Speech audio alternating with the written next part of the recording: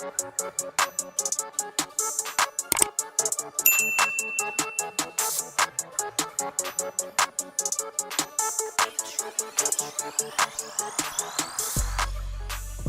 is going on, YouTube? Welcome back and welcome to Chris Wrestling Views here on YouTube.com. Make sure you like, comment, and subscribe.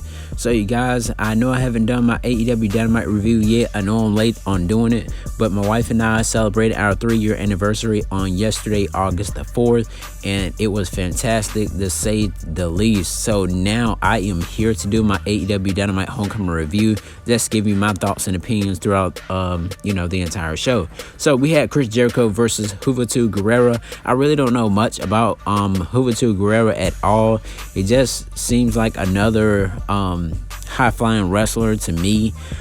So basically, I heard that him and Chris Jericho had like a match in 1992 in WCW, and Hoover Guerrero had beat Chris Jericho for this championship that he had. I wasn't born, you guys, until 1996, so I'm a young cat, that most of you guys would say. So you guys, we've seen where Chris Jericho locks in. I'm guessing you call it the Lion Tamer or Walls of Jericho, what they call it in AEW. Hoover Guerrero, he was basically getting like a couple of moves in, not as much as Jericho was, but Jericho ends up making him tap out. Then we see Wardlow ends up stumping out Chris Jericho because Chris Jericho is in the 5 chapters of Jericho to see if he can beat all 5 people to get his hands on Maxwell Jacob Friedman, known as MJF. So MJF announced that it's going to be Wardlow versus Chris Jericho next week on AEW Dynamite, and so hopefully Chris Jericho can win. Then the next match of the night, you guys, which was the second match, we had Daniel Garcia and 2.0 versus Eddie Kingston, John Moxley, and Darby Allin, which 2.0 and Garcia basically called out those 3 men of Moxley, Darby, and Kingston. So a lot of people have been saying that John Moxley is basically like the Stone Cold in AEW.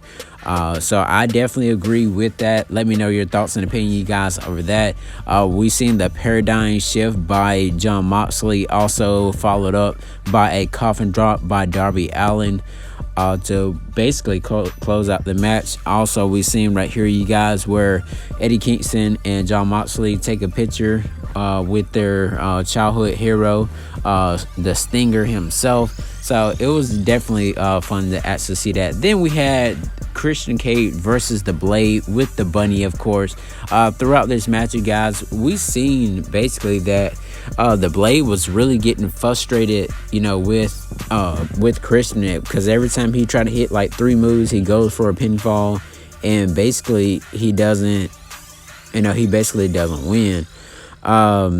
So we've seen them brawl and all that good stuff, you guys. Christian Cage seems as if he's going to be the one that's going to fight Kenny Omega for the AEW World Title, but we're definitely going to have to see as weeks to come. The Bunny was basically trying to help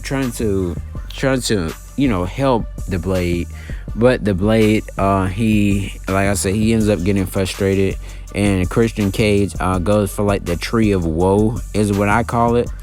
And after then, you guys, the Blade was trying to basically get like his brass nut. Well, he was tearing off the turnbuckle pad as well. And I was like, dude, like, what are you doing? You getting that frustrated trying to take off the turnbuckle pad? But the referee was trying to tie it back on.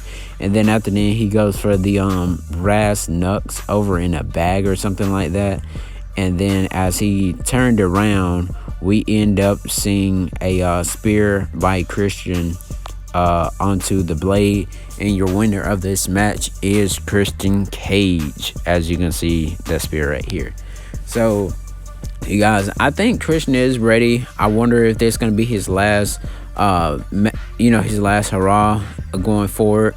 But we see in the Elite Squad and Hangman Adam Page, they basically beat down Hangman Adam Page, and Hangman Adam Page told the Dark Order to stop helping him. but they end up coming out. But Stu Grayson and Evil Uno had to stop the rest of the Dark Order from coming out. And so I was like, wow. And then, as you can see, Matt and Nick Jackson throw him on the outside of the ring. So I wonder what can Hangman do? I mean, he doesn't want help from anybody, and I mean, it's really crazy to me. So next, you guys, we got the TNT champion Miro versus Shoddy Lee Johnson from Atlanta, Georgia. And you know, of course, he has Dustin as well in his corner. Big Shoddy, never really heard, you know, much about him or anything like that, but we definitely know this guy right here from the other professional wrestling company when he was over there. Resides in Tennessee now. He basically had a bear hug in on Shoddy Lee Johnson. It looked like as if throughout the match, you guys, that Shoddy Lee was actually going to win this match. That I was like, wow, is he really gonna win? But you guys, we seen Miro come back with some offense. Big Shoddy goes for like 3 of the Saito outside dives or whatever 3 times. And then after that, he goes for a flip over the top rope and lands on Miro and does like some type of DDT move or something like that. And then that's when Miro Shoddy Lee brings Miro back in. Bring him back into the ring. Then we see right here where Shoddy Lee goes for a super kick, of course, 3 more times onto Miro. Jumps out the top rope onto Miro and tries to go for a pin, but Miro ends up kicking out, and he sets up for his finisher maneuver. And yeah, so Miro is still your TNT champion. So we got Rampage announces the new announced team. It's going to be Jericho, Mark Henry, Excalibur, and Taz on Friday. Next match we got, you guys, for the NWA Women's World Championship. We got Leah Hirsch versus the Bunny. Whoever will win will face, I think her name was Camilla, for her championship.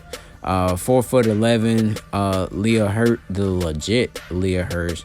Wonder if she's gonna win this match. I never really heard of Leah Hirsch at all, but I definitely remember the Bunny. I think she was on Impact. No, I think she was in WWE or Impact Wrestling. I can't quite remember. But let me know, you got, what professional wrestling company she was with. I think it was WWE. But as you can see, a couple of highlights, throughout this match, you guys.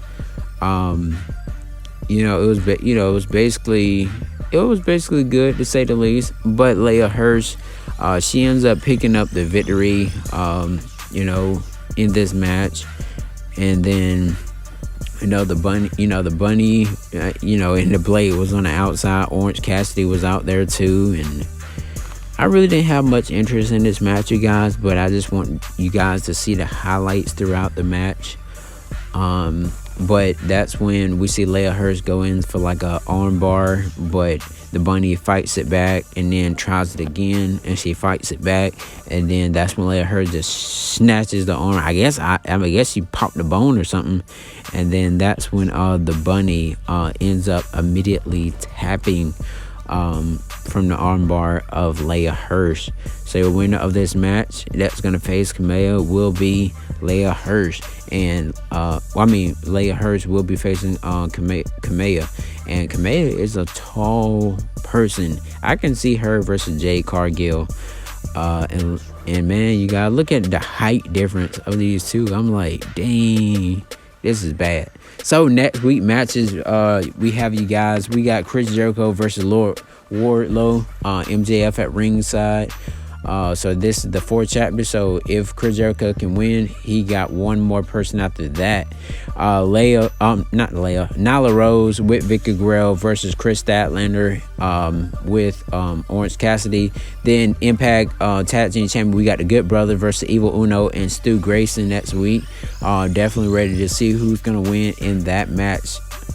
Then next, you guys, on on next Friday, we're going to have Dr. Britt Baker, DMD, versus Red Velvet for the AEW Women's World Championship. You guys, hopefully we can definitely see what's going to happen right here. Then we got Malachi Black versus Cody Rhodes, which is the next match. So right here, you guys, we see Malachi Black new mask that he debuted with last night on his AEW Dynamite debut. Well, in-ring debut, I should say. And Malachi Black, of course, you know, he has that eye contact in his left eye. And then Cody Rhodes, he ends up coming out with his brother. And, you know, it was a heartfelt moment, you know, with that. Because I know Cody Rhodes and Dustin really do still miss their dad, and so on and so forth. But through this match, you guys, Malachi Black locks in a leg lock onto Cody Rhodes, making him really hop throughout the match. Of course, as you can see, the sadistic face of Malachi Black. This was like really a botch right here, you guys, where Malachi Black ends up hitting a knee strike to Cody Rhodes, and Cody Rhodes just like really jumped back. And I was like, huh? I was like, that was kind of weird. But you know, then again, you guys, we seen the black mask kick onto the side of Cody Rhodes' face, delivered by Malachi Black. And Malachi Black, of course, he stands up and pin. He don't lay down and pin his opponent, of course. So may see more of that from him as well. So good thing now that Malachi Black is in AEW and not over in WWE. So then right here, you guys, we see Cody Rhodes. He was basically talking about how he wrestled when he was 15 years old, and so on and so forth. And then Cody Rhodes was basically hinting that he's gonna retire, but Malachi Black hits the crutch across Cody Rhodes' back. So you guys, is Cody Rhodes really retired, or did Malachi Black retire him? Thank you guys for watching Chris Wrestling Views here on YouTube.com, and I'll see you guys in my next video. Subscribe.